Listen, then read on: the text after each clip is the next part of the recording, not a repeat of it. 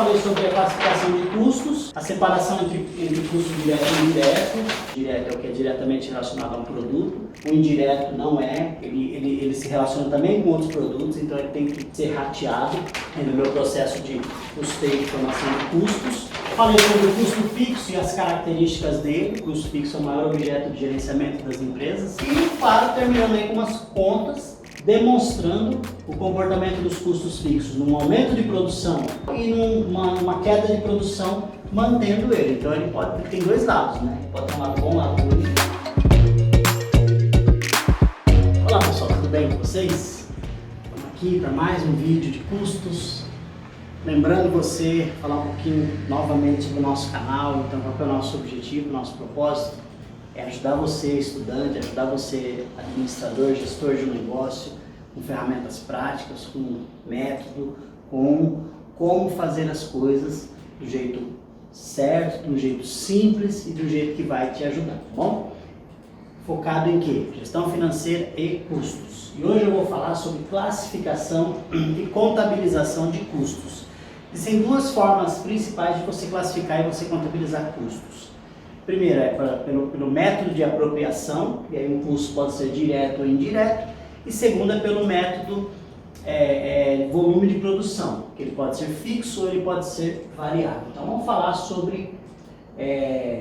primeiro sobre a apropriação, que são os custos diretos e os custos indiretos. Então o que é um custo direto, né? Por exemplo, falando um custo direto, matéria-prima, mão de obra direta, embalagem. Um custo direto, essa relação direto e indireto vai estar sempre ligada ao produto, tá bom? Não necessariamente ao processo, mas ao produto. A dica é o seguinte: tudo aquilo que é fácil, que é mais simples eu mensurar, eu medir, eu pesar, eu quantificar, eu posso chamar de custo direto. Eu tenho um exemplo aqui de uma receita de bolo, assim, nem sei se existe essa receita, eu inventei aqui, só para você ter uma ideia do custo direto. Então vamos supor que na minha receita de bolo eu utilize 500 gramas de trigo, meio quilo de trigo, e o trigo custa R$4 o quilo. Se eu utilizo meio quilo e o trigo custa R$4 o quilo, eu tenho que nesse bolo eu vou gastar R$2 de trigo. Então trigo é um custo direto. Eu consigo mensurar, com 500 gramas de trigo eu faço um bolo, beleza? Outro exemplo aqui, 200 gramas de açúcar. Vamos supor que o açúcar custe R$3 o quilo. 200 gramas de açúcar, eu vou gastar 60 centavos de açúcar para produzir o meu bolo. Açúcar no meu bolo é um custo direto. Eu estou pesando, eu consigo medir com facilidade. No meu bolo eu utilizo 6 ovos. Vamos supor que o valor de um ovo é R$1, né? R$1 a unidade. Então eu vou gastar com ovos desse bolo R$6. Eu não sei, eu criei isso aqui, não sei, não pesquisei preço, nada, só para te dar esse exemplo mesmo, tá bom? Eu uso no meu bolo meio litro de leite, ou 500 mililitros de leite. Então um litro de leite custa R$3, meio litro de leite vai custar R$1,50. Então estou aqui fazendo o custo de um bolo, tá bom? Eu uso 100 gramas de margarina, então margarina, vamos supor que é R$7 o quilo. 100 gramas, 70 centavos de margarina. E por último, fermento. Fermento aqui, sei lá quanto que é o quilo de fermento, eu considerei aqui R$1 de fermento, né? 10 gramas de fermento, considerei aí R$1. Então o total dos custos diretos desse bolo, R$11,80. Por que eles são diretos? Porque todos eles têm relação direta com o bolo. Então se eu fabricar um bolo, eu vou gastar isso. Se eu fabricar 2 bolos, eu vou gastar 2 vezes isso. Se eu fabricar 3 bolos, 3 vezes isso. E assim sucessivamente. Então esse custo direto, ele é diretamente relacionado ao produto bolo. Total R$11,80. Aí, para fabricar o meu bolo, eu tenho outros custos que são chamados de custos indiretos. Então vamos supor que eu utilize 30 minutos da mão de obra aí confeiteiro, né, para a produção desse bolo, gasto lá 30 minutos no forno e eu vou supor aqui um custo da depreciação dos equipamentos utilizados. É um exemplo doméstico, é um exemplo simples, mas basicamente composição de custo é isso, né? Então, por exemplo, se eu falo da mão de obra, a mão de obra que não é diretamente relacionada, por que ela não é diretamente relacionada nesse caso? Porque esse confeiteiro produz bolo, produz pão, produz outros produtos, e aí eu tenho que calcular essa mão de obra. Geralmente o fator tempo é utilizado aí, porque facilita bastante o cálculo, né? Então, se eu tenho mais tempo da mão de obra desse profissional nesse bolo, então eu vou, claro, apropriar mais custos aí. Então a característica do custo indireto é eu não ter essa facilidade na hora de mensurar. Eu tenho que fazer um rateio. Então todo custo indireto, qual é o tratamento que eu dou? Rateio é o quê? Uma divisão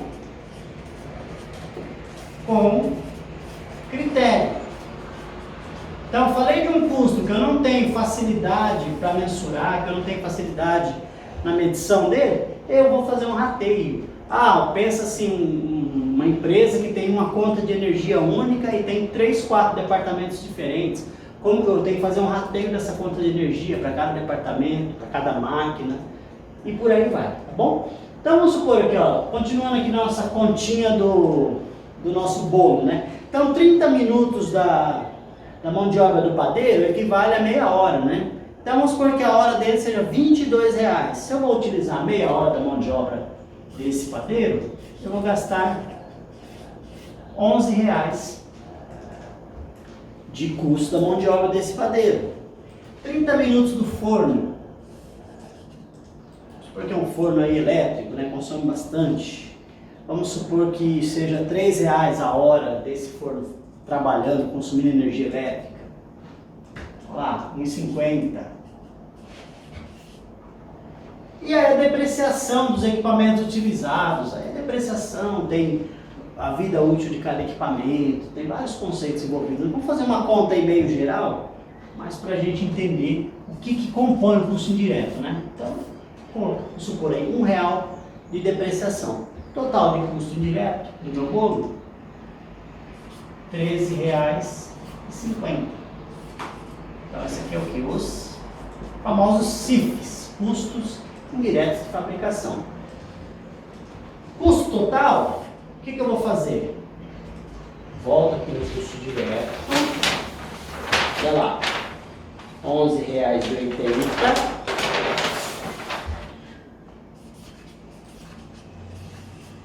Mais o custo indireto que eu encontrei aqui, R$13,50. O que eu vou encontrar? O custo total aí do meu bolo, né?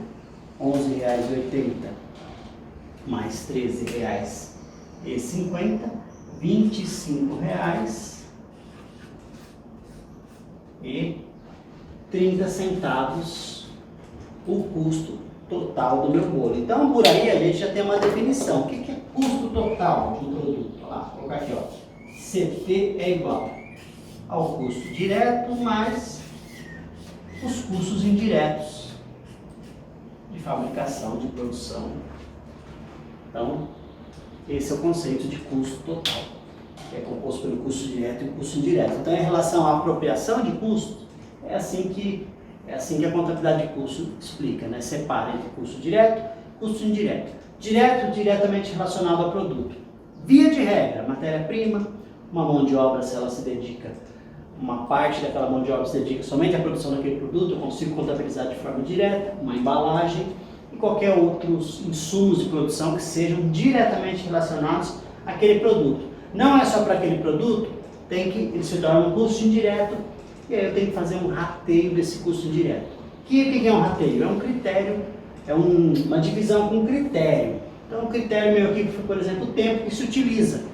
Então se o confeiteiro ganha R$22 por hora, eu gasto meia hora, 0,5 né, horas, meia hora, no preparo do bolo, então R$11 de custo vai absorver para o preparo desse bolo. Então esse vai ser o custo indireto do bolo, certo? Essa é uma forma de classificar custo. Aí,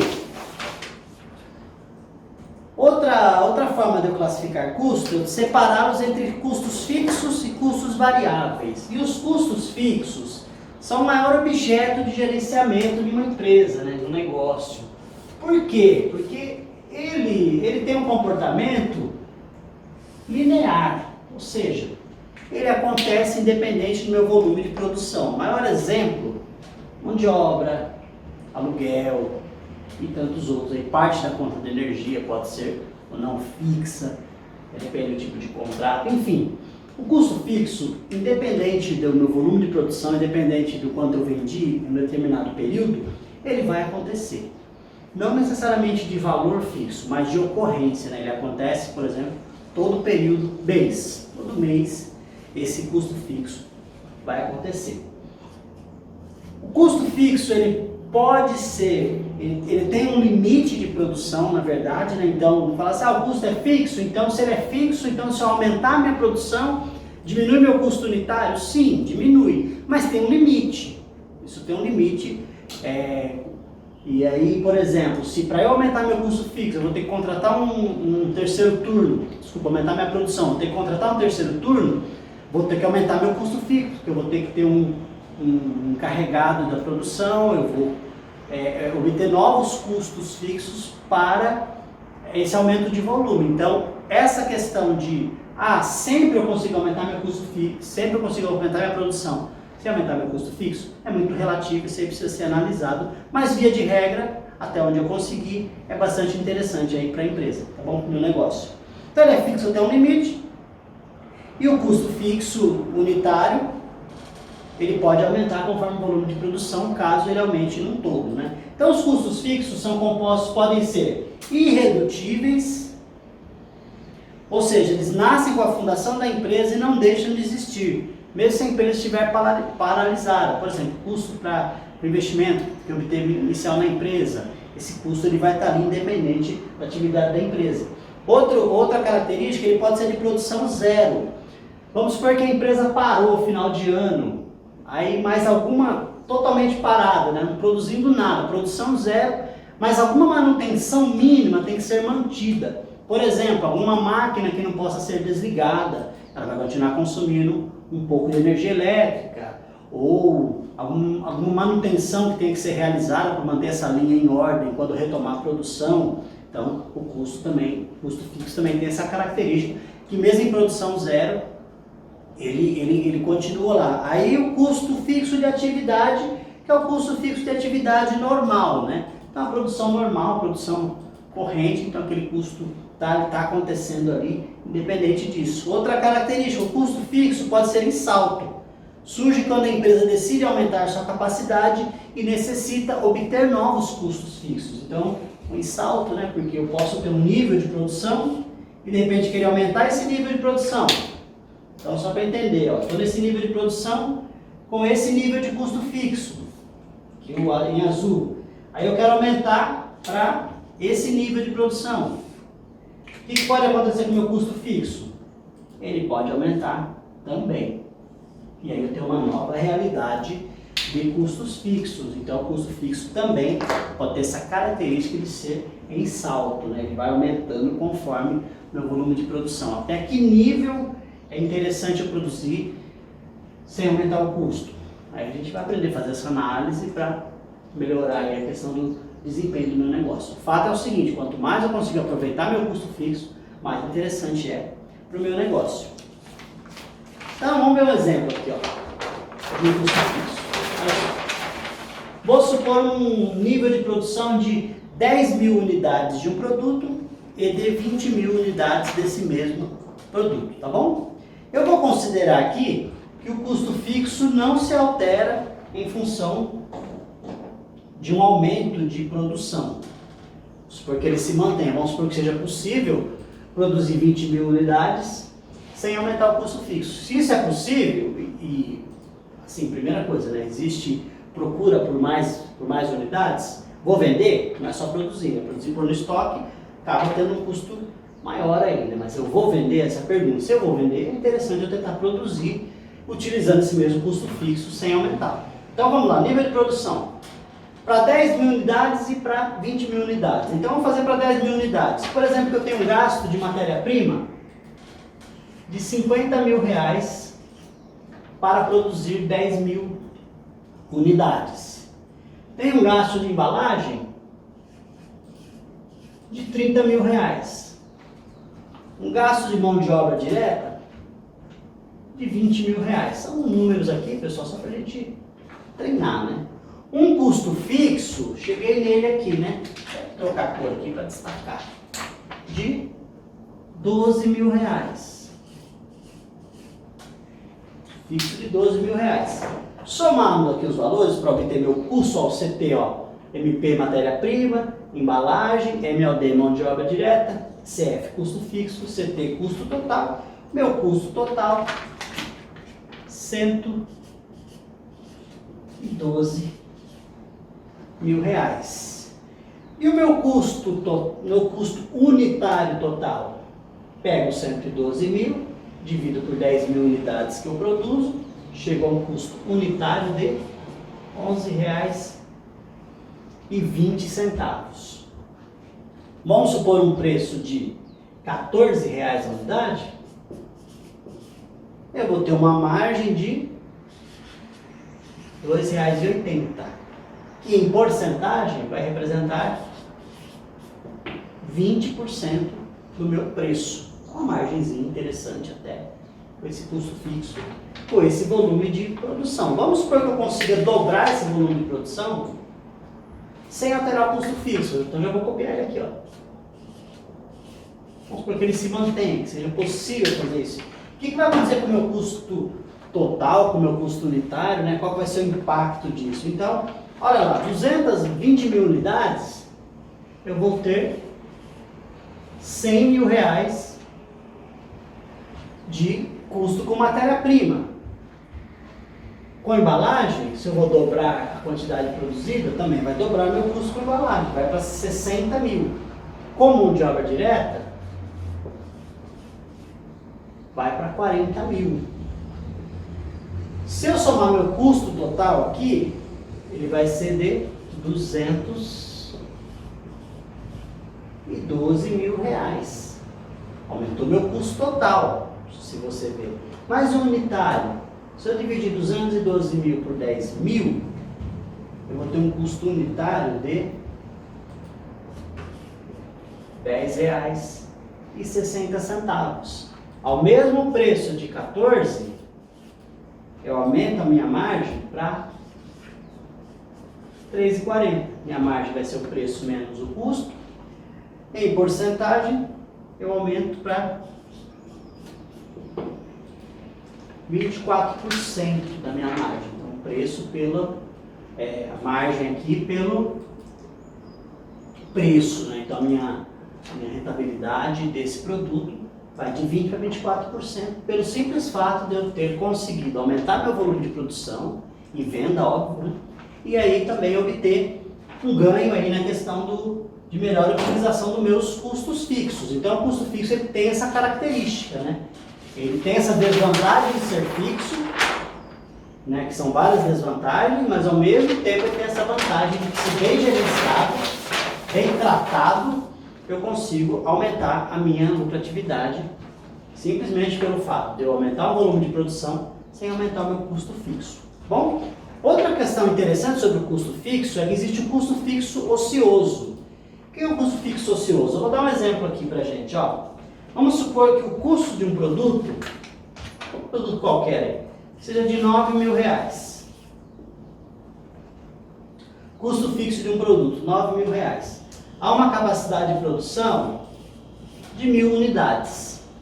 Então, R$ 9.000, se eu consigo produzir 1.000 unidades, meu custo fixo unitário, R$ 9,00.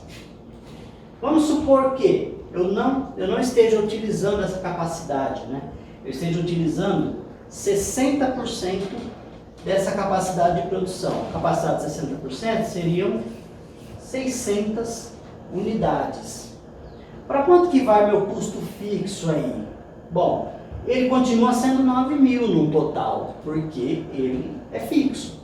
Então, se eu pegar agora 9.000, eu não divido mais por 1.000, eu divido por 600. Então, 9.000 por 600, eu tenho um custo de R$15. Aumenta de forma assustadora até, né? Dependendo do preço do produto, ele pode até correr o risco de ocasionar algum prejuízo para o negócio. E o que é o custo ocioso, então? Então, pensa comigo, eu consigo produzir 1.000, estou produzindo 600 unidades, eu tenho 400 unidades de ociosidade, quase as unidades que podiam estar sendo produzidas e não estão.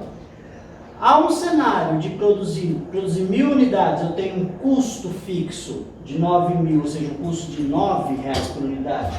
Se eu diminuir a capacidade para 600 peças ou 60%, aumento o meu custo para R$15. Então, meu custo ocioso vai ser o quê? Os R$15